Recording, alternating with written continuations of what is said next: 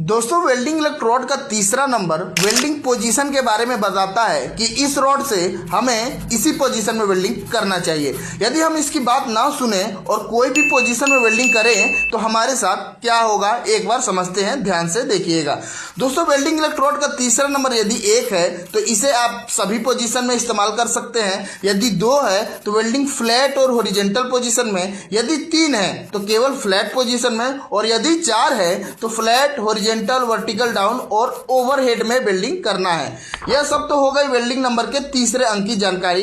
अब बढ़ते हैं अपने सवाल की तरफ। दोस्तों 7024 इलेक्ट्रोड में इसका तीसरा नंबर 2 है। इलेक्ट्रोड नंबर के हिसाब से हमें फ्लैट या हॉरिजॉन्टल पोजीशन में ही वेल्डिंग करना चाहिए, लेकिन दोस्तों हम इसकी बात ना मान के 7024 इलेक्ट्रोड से वर्टिकल या ओवरहेड पोजीशन में वेल्डिंग करेंगे तो क्या होगा।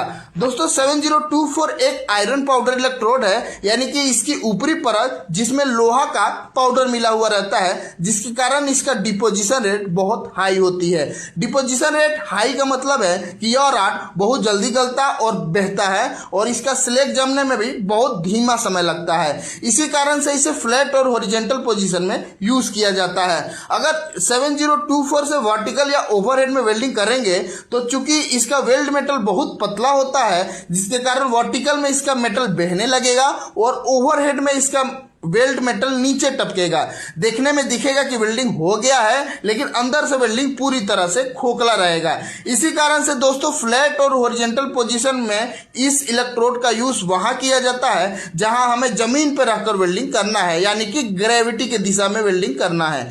वेल्डिंग जल्दी मारना है, गैप को जल्दी भरना है, इन सभी सिचुएशन के लिए इस रॉड को डिजाइन किया गया है।